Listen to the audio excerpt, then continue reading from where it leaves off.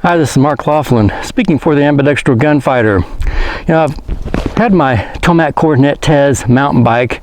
It's had some cameo appearances in several of my AmbGun videos, and a lot of times I talk about one of the reasons to being ambidextrous with a handgun. And once you become fully ambidextrous, then make left-handed carry your primary means of carry. That way it's easy, like on a bicycle or a motorcycle, because the motorcycle, the throttle's on the right hand, so you can't neglect the right hand on a motorcycle.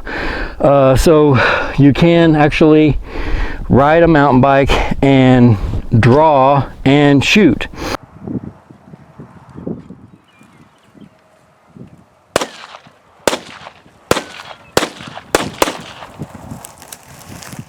And I mean, you're not going to be like super accurate, but it's certainly capable of hitting targets at pretty close ranges, you know, basically man-sized silhouettes.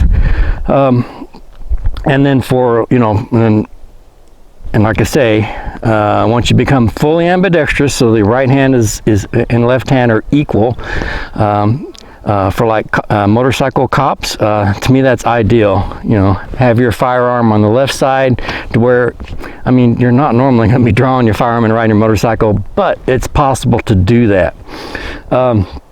Now, the mountain bike is also a terrific, probably the most versatile means of transportation I can think of, and there are a number of reasons. One is it works in urban terrain. You can drive in, you know, throughout the cities, and you will be amazed at the cool stuff you will find riding a mountain bike in cities and urban areas. Drainage ditches, big giant culverts that you can ride right through. You know, this may look like hard work, but actually there's times when riding a mountain bike it feels like you're riding on a magic carpet. And you know, I'm pretty sure my mountain bike will still be working if there's a big solar flare or an EMP that takes out all the electronics and motor vehicles. You know, ride up and down stairs. The bikes are super stable for rough terrain, so they handle stairs very well, especially going down. Going down is very easy. It looks intimidating the first time you do it, but it's actually pretty easy. Riding up can be a little bit tough unless there's just a few steps, like, you know, 4 or 5 steps. You can use momentum to get up that, but the mountain bike also, of course, it'll function on the streets and roads as well. I mean, you don't want to ride it too much there. You're going to wear out your, you know, these nice expensive tires. I mean, they don't wear out that bad, but you know, a lot of times I ride my bike to the trails on roads, you know, or sidewalks, and then ride back home. So it just saves me the hassle of loading it up in a car and stuff. And then, of course, what it's made for is to get you out in places like this, out on hiking trails, and you can see and reach some amazing backcountry. You know, even on a day trip that would normally take a hiker, you know, it would be a multi-day trip for a hiker. Mountain bike can get you in and out in one day, and carry, you know, lots of water. I like to carry my water on the bike generally, keeps the weight off my body, and then I can carry, that way I can carry my my Keltec P17 pistol in my hill country runner's kit bag, which I really like. Carry my phone in here, some first aid supplies, things like that. Now, the bike has like tactical functionality as well. For example, I know a lot of people, you've probably seen like down in Brazil where the dudes on motorcycles, you know, come up and rob or steal or shoot somebody on a motorcycle because it's a quick way to get away. And that also applies to the mountain bike. So if you're in, like, say you were in Stalinist Russia and you were a kulak, and you know, the apparatchiks or the commissars were starting to starve your family, you know, a mountain bike would be a good way to do a quick drive-by and take care of some, you know, get some retaliation. It may not save your life, but at least you'll make them pay for what they do to you, you know, and your family. And or if you're in, you know, in Nazi Germany, you know, again, you can get on a bike. Of course, they didn't have mountain bikes then. They had bicycles, but you could use a bike to do things, get in and out of places that you can't in a lot of other means of transportation. And then, you know, to talk about like coming out here in the backcountry, you know, there's a lot of places you can ride a motorcycle and a lot of places you can't. And you can ride a mountain bike almost anywhere on the National Park System trails. There's a few wilderness areas and things like that where they're not allowed. But I mean, if you're back that far away, probably nobody's going to know any different. But the other thing is you can, like if you come to a fence line and say the gate's locked, you can actually lift a mountain bike over a fence easily, and that would be quite a challenge to do with a motorcycle. So you've got some versatility because of the fact that, one, it can move pretty quickly, especially going downhill.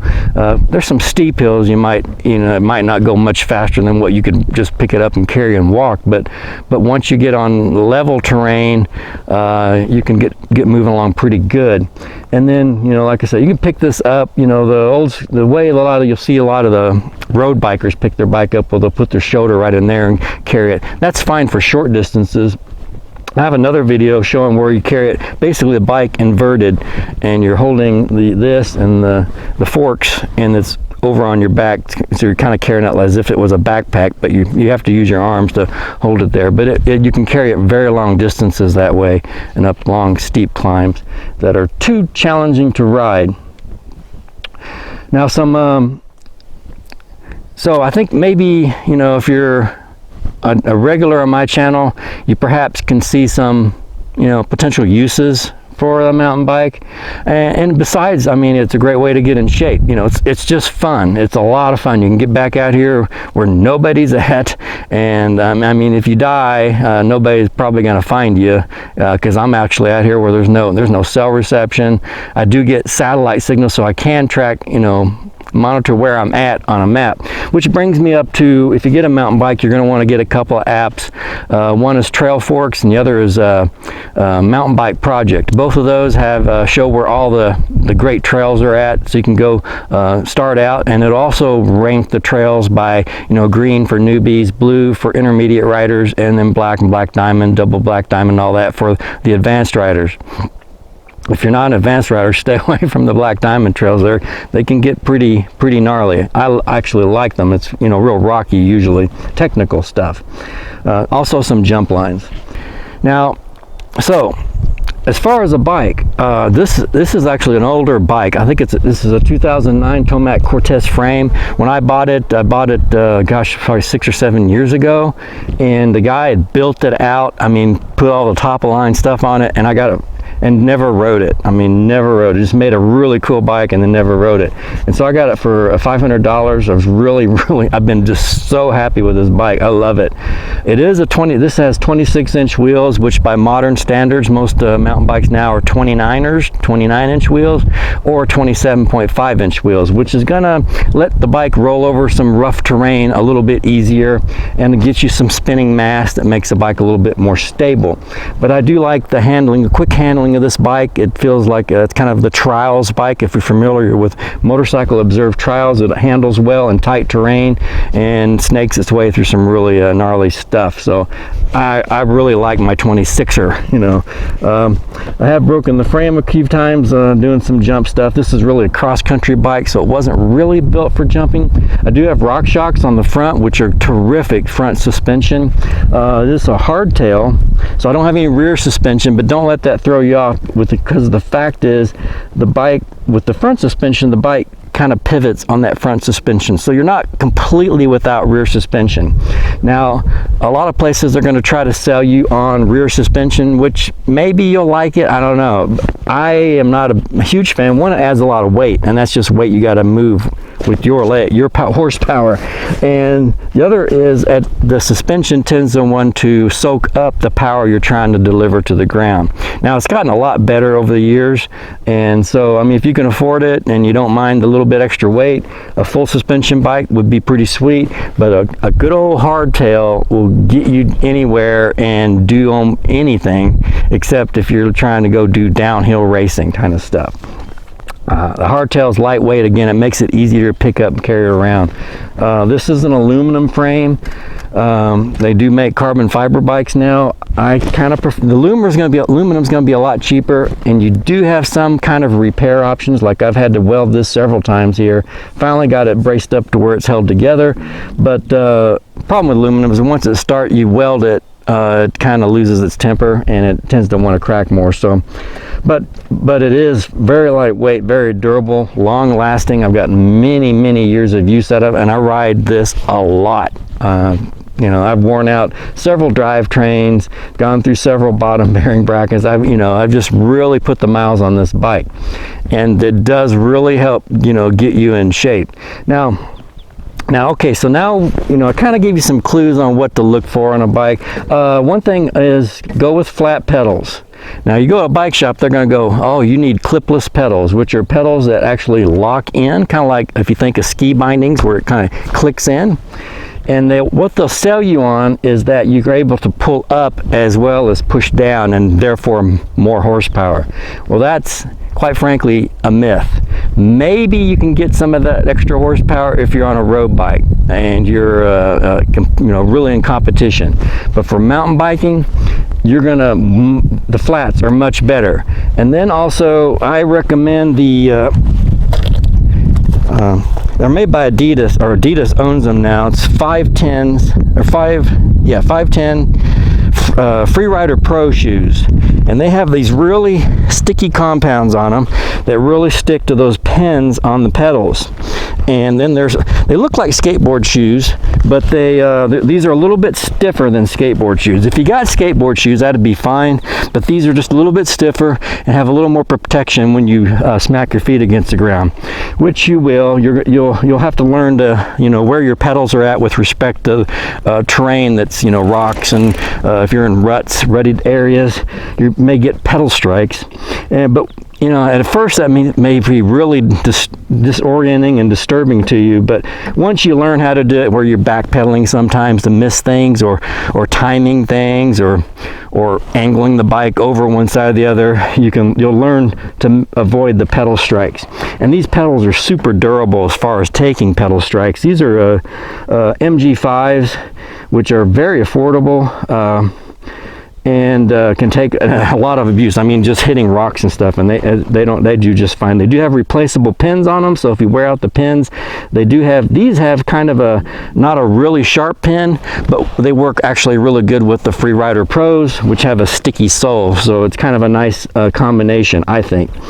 Now, what I advocate, and if you want to look up and get some details on it, look for a search for James Wilson, who created what's called a catalyst pedal. If you want to get a catalyst pedal, it's a much longer one, and it's a platform.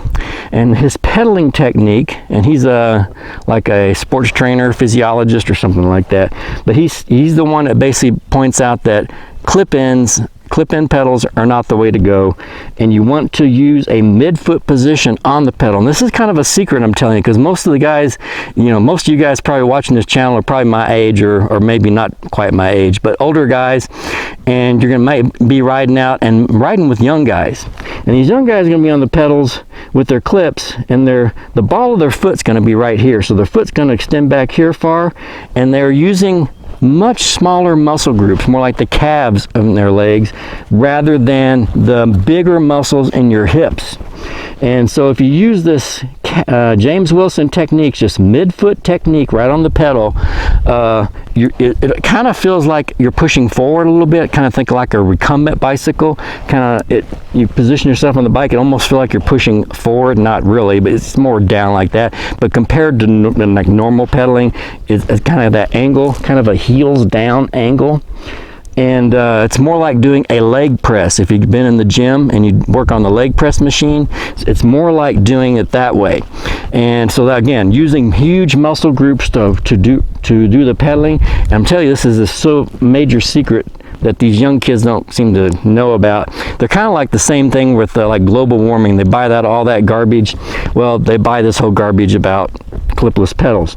Now, what this will let you do, this midfoot technique, is let you to pedal run a couple of gears higher than the other technique, and that helps a lot. I mean, one is faster, but also gives you that momentum to get over rough stuff. And that's the other key thing, is on a mountain bike, momentum is your friend. If you're going through rocks and ruts and rough terrain, building up that momentum and then maintaining it through there, that's kind of key. It may feel like you might be exerting yourself a little bit, but it's less exertion than if you slow down and then that front wheels are just coming almost to a stop with every bump you hit, and you have to re-accelerate, and then you hit another bump and it just comes to a stop.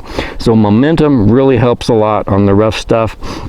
Now my bike has a 1x11 drivetrain. Some bikes you'll see have the multiple chain rings up on the front, so you have a shifter for the front and a shifter for the rear. Now most everybody's gone now to the single chain ring on the front and the wider range cassette, all these gears on the back, and that's what I've gone to on this bike as well. I like it so much better. My chain doesn't pop off. You got a little more ground clearance here, so going over rocks, logs and stuff, it doesn't drag as bad, and it saves you some weight. Just gets rid of a lot of clutter. So now you've only got just one shifter to deal with, and kind of a wide range cassette. If you get a bike, one of the other key things to look for is, of course, disc brakes. You don't want any of those the brakes that grab on the rims. That's crap. Get disc brakes, and you want hydraulic disc brakes. Now these bikes aren't super cheap, but like I said, you can find, like I found this used one for $500, and I think that's pretty good price range. If you find something for $500, $600, $700 that's used, hardtail, that's a good quality one, you'll be much happier in the long run. You're going to want to carry a little pack here if you're especially out deep far in the backwoods with the spare tube. Now a lot of the new bikes are tubeless, and you'll have a sealant in the tube, and you'll have maybe a plug repair kit, kind of like on tubeless tires, you can patch them. And then most even tubeless guys actually carry a spare inner tube for those times when they've damaged things so bad that they can't fix a tear or a hole in their a bad leak. I'm still on old school tubeless or tubed tires, so I don't find it that big of a disadvantage. I probably do have maybe one or two more flats a year than maybe the tubeless guys. So I carry in behind here, I've got a little small handheld pump, so I can inflate my tires when I have to fix a flat. And you can get the CO2 ones, but it's nice to have a manual one. While it sucks, doing a manual pump to pump these tires up, it's at least you can always pump those tires up. If you run out of CO2 cartridges, then you're gonna have to be carrying your bike back. So I'll carry, the spare tube in there. Also a little small multi-tube, couple pieces of chain and some master links for the chain. So if I do break a chain, I do replace every so often, replace my chain and chain ring and rear cassette. But maintenance on these is pretty simple.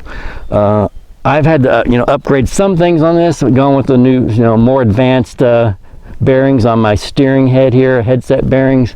Probably do need to rebuild my forks some point, but they've just been so crazy awesome. Those Fox Factory Rock Shock are just unbelievably awesome. Now once you've developed your basic mountain bike skills, there's a lot of other videos you can catch on the internet on all the other technique for riding mountain bikes, and basically I just wanted to clue you in on the midfoot position. That's kind of a cheat between us older guys, and that'll give you a leg up with the younger kids that you might end up riding with. And then also, with your pistol, you can actually go out and get into places like this, do a little target shooting, do some riding and shooting, ride, shoot straight, speak the truth kind of thing. Jeff Cooper, I think he had a book called that. I think it was in reference to horses, but you can think of this as kind of a modern day horse for those of us who don't want to feed one of those creatures or deal with their temperamental attitudes. One thing is, the mountain bike will only do what you tell it to do. It doesn't have a brain of its own, so if you mess up, you'll pay the price. Now, of course, besides carrying water, I do carry, of course, my phone in case I need to I don't have phone service here, but I guess if something happened, maybe I could crawl to the top of the hillside over there. Maybe I would get service. I would generally recommend not riding alone. You know, because if something happens, I have to deal with it when I'm out here by myself. I have to deal with everything by myself. So I do have to carry a decent amount of supplies. I got a bunch of gauze, bandages, some quick clots, things like that. Because, you know, sometimes I'll crash into a tree, and, you know, sometimes those pokey branches could potentially, I guess, run you through or something. But you know, that'd be really unusual, but that could happen. More likely you'd fall, you know, rocks, maybe break an arm and twist an ankle, get a concussion or something like that. You know, good quality helmet, you know, is key. This is a Bell, I think it's 44, 45, Bell 40, I think, which is what they call a MIPS helmet, multiple impact protection, which actually just means it has the ability to rotate. The inner liner will allow the outer shell to rotate a little bit and deflect, distribute some of the impact. I used to crash quite a bit, and I'm trying to back it off a little bit now, and so I've not had to replace this helmet. But there for a while, when I first got my bike, I would crash quite often and went through a number of helmets. Now I do have a long background in motocross and motorcycle observed trials, so I've got quite a bit of experience and pretty comfortable with the techniques of riding a mountain bike. So just, you know, if you're new to it, if you don't have the dirt bike experience or trials experience, then you know, take it easy. Don't go do those, you know, even the blue intermediate trails. Start out with the green, the beginner trails, work yourself up, get really comfortable with the brakes, you know, work up your endurance, and then go try the blue trails. Now, a lot of even the black diamond trails, you know, once you get, you know, your basics down, operating the brake, knowing when to shift and all that, once you get all that down and get your fitness up just a little bit, you know, those black diamond trails, don't be afraid to go try them. The worst you can do is, a lot of times you can go, you'll get to a section, you go, that looks pretty gnarly, and you'll want to walk it first, you know, take a look at it, and if you decide, hey, this is beyond my skill level, and when you need to think that way, you know, don't let ego get involved. If the section is beyond your skill level, just walk or carry the bike through it and then go on, or go, you know, head back up the trail and go back, get on a blue intermediate trail and get some more, you know, get some more trail experience. Anyway, hope you enjoyed the video. A little bit different. We do have a gun here, so just so you know, so it's relevant to the channel here. We got our you know, Keltec P17. I got some extra mags with me today. I got my little homemade do-it-yourself holster, which covers so I'm running around in it today because I am in mountain lion country, and so I am running a cartridge in the chamber, got the safety on, and then my holster is made such that it covers that safety and prevents that from, you know, accidentally disengaging. Got some extra mags up in there to have nothing but the pistol in that hidden pistol pocket. And so I got some time to go out today and do some practice, you know, shooting and riding. You know, some key things is that ability, of course, with your right hand. On my bike, that is set up for, I have the rear brake is on my right side, so I'm able to operate the rear brake and the shift lever with my right hand, draw with my left hand, and shoot at the target. You know, I was able to get almost all hits on the target. There's a few up around edges, but they were on the cardboard at least. So they, you know, a full-size human, they would have all been hits. But, you know, it's pretty close range. I wasn't, you know, trying to do a 50-yard shot while rolling down the trails on my mountain bike. But, you know, just to show it can be done. So if you come up on the trail and, you know, and suddenly you're faced with a mountain lion, you could shoot it on while you're rolling, or a bear. And ideally for a bear, you're going to want to try to just get away or play dead or something, but fighting a bear with a 22 might not be ideal. But with this pack, you know, if you don't mind the extra weight, you could throw in a 10mm 357 or whatever and be good for that. I've been out in backcountry mountain biking for, you know, many years now, and you know, I guess thousands of miles of trails, and not seen any mountain lions. I've not run across any bears. Now I've seen sign, you know, I've seen mountain lion scat, I guess the correct word, and bear scat, bear tracks, and I have seen also not the wolverines, what are those damn little monsters that sit low to the ground, big claws, badgers. I've seen badgers, and man, if you come up on a badger on the trail, they don't pull over. They just like they just get down low, and they're got their claws out, and their mouth is up, and big old teeth, and just ready. They're ready to fight. And so it's you know, definitely, you have to swallow your ego and work your way around the badger. Don't challenge a badger, because I guess they would probably fuck you up. Anyway, this is Mark Laughlin speaking for the Ambidextral Gunfighter. Please like, share, and subscribe. Thanks for watching.